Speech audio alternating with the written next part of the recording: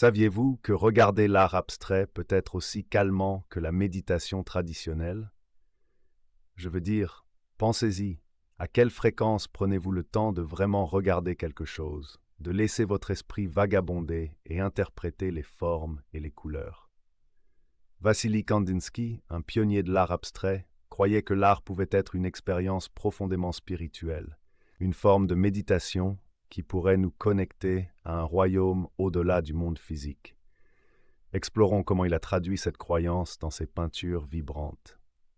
Vassily Kandinsky vivait dans un monde de perceptions sensorielles entremêlées. Il possédait un don, ou peut-être devrions-nous dire une perception, appelée synesthésie.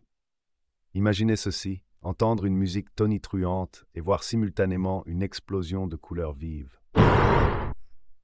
C'est le monde dans lequel Kandinsky habitait.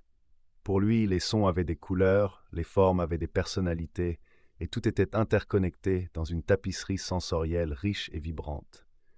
Maintenant, la synesthésie n'était pas une simple curiosité pour Kandinsky. C'était la clé pour déverrouiller un monde spirituel caché au-delà de nos perceptions ordinaires. Il croyait que ce mélange de sens n'était pas une anomalie, mais un aperçu des connexions plus profondes qui sous-tendent la réalité. Il considérait que ces expériences étaient non seulement sensorielles, mais profondément spirituelles. Pensez-y, si les sons pouvaient déclencher des visions de couleurs, qu'est-ce que cela implique sur la nature de la réalité? Kandinsky croyait que cela signifiait que les couleurs et les sons étaient des manifestations différentes d'une même force sous-jacente, une force spirituelle qui imprègne tout. Et par l'art, il croyait pouvoir puiser dans cette force. Il pouvait utiliser les couleurs et les formes pour parler directement à l'âme, pour contourner l'esprit rationnel et communiquer à un niveau plus profond, plus intuitif. La synesthésie de Kandinsky a façonné sa théorie de l'art.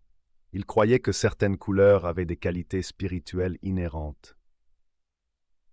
Par exemple, il voyait le jaune comme une couleur terrestre, chaude et joyeuse, tandis que le bleu représentait le ciel, quelque chose de spirituel et infini.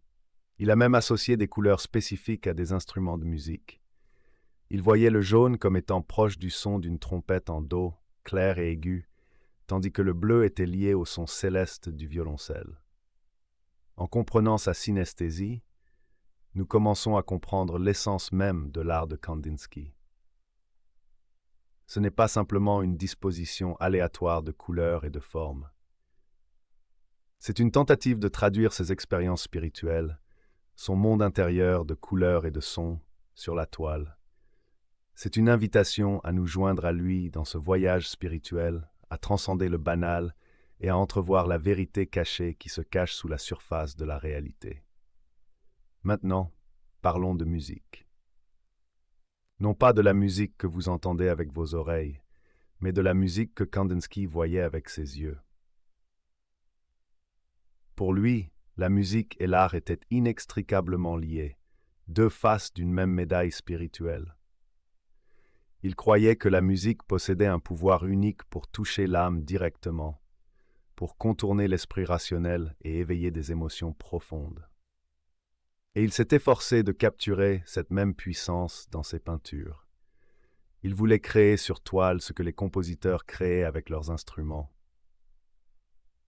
Pensez à l'impact émotionnel de la musique. Un morceau de musique joyeux peut vous faire sourire, tandis qu'une mélodie mélancolique peut vous tirer des larmes. Kandinsky croyait que la couleur pouvait avoir le même effet.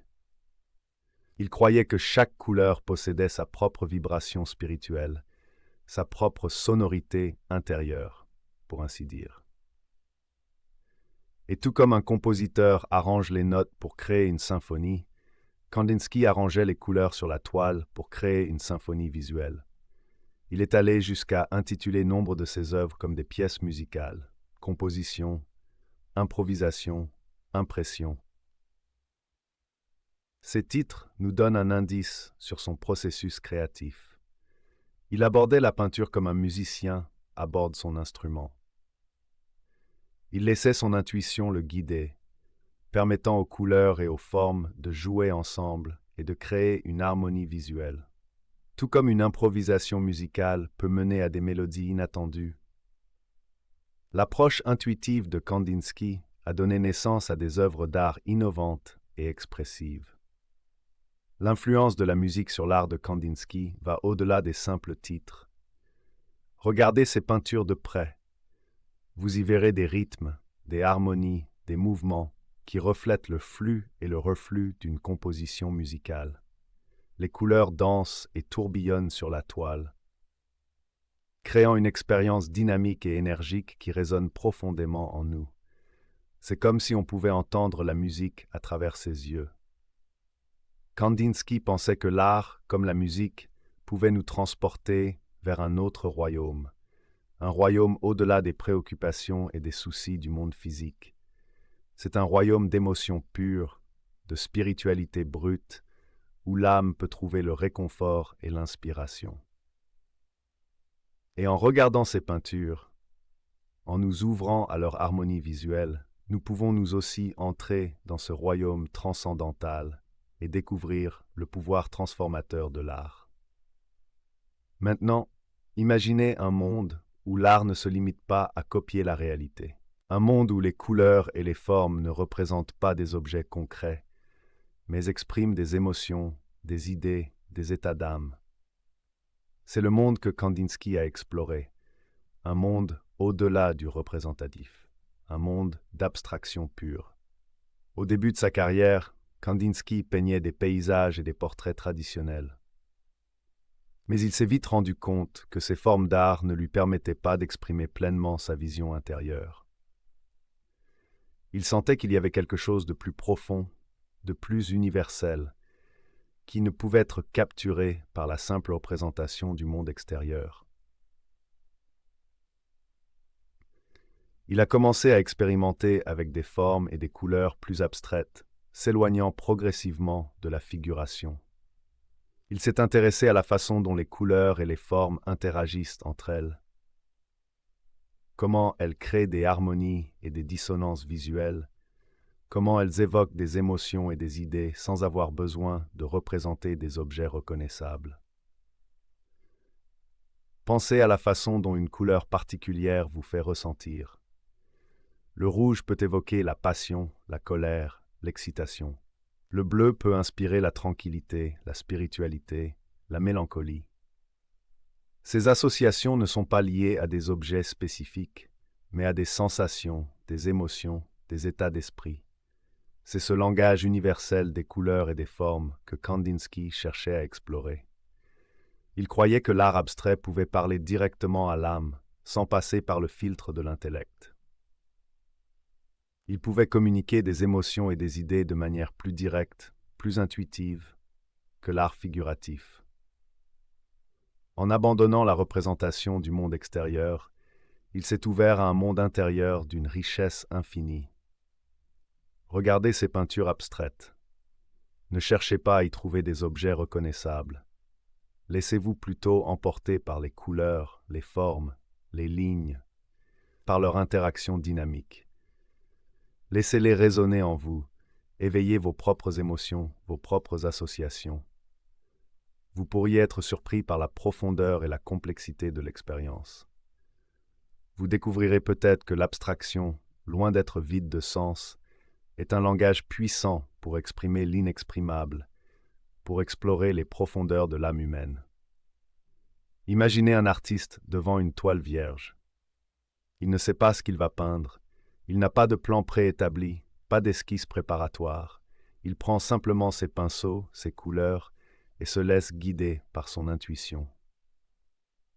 C'est ainsi que travaillait Kandinsky. Il croyait fermement au pouvoir de l'intuition, de la spontanéité dans le processus créatif. Pour lui, l'art n'était pas une question de technique, de maîtrise des règles académiques. C'était une question d'écoute intérieure, de connexion avec sa propre source créatrice. Il laissait les couleurs et les formes le guider, comme si elles avaient leur propre vie, leur propre message à transmettre. Il parlait de nécessité intérieure, une force qui le poussait à créer. une force qui transcendait la pensée rationnelle et l'analyse intellectuelle. C'était une impulsion profonde, presque spirituelle, qui le guidait dans ses choix de couleurs, de formes, de composition. Pensez à la méditation. Lorsque vous méditez, vous laissez vos pensées aller et venir, sans les juger, sans les contrôler. Vous vous ouvrez à l'instant présent, à ce qui est. Kandinsky abordait la peinture de la même manière. Il se laissait porter par le flux de la création, sans chercher à intellectualiser le processus. Cette approche intuitive lui permettait de puiser dans son subconscient, dans les couches profondes de son être où résident les émotions les plus authentiques, les idées les plus originales. Ses peintures devenaient ainsi des expressions directes de son âme, des fenêtres ouvertes sur son monde intérieur. En regardant ses œuvres, nous pouvons ressentir cette énergie créatrice brute, cette spontanéité qui les rend si vibrantes, si vivantes. Elle nous invite à nous connecter à notre propre intuition, à notre propre créativité, à laisser libre cours à notre expression personnelle, sans peur du jugement, sans contrainte intellectuelle. L'art de Kandinsky est un appel à l'authenticité, à la liberté créatrice, à l'exploration de notre propre potentiel artistique. Merci beaucoup d'avoir regardé.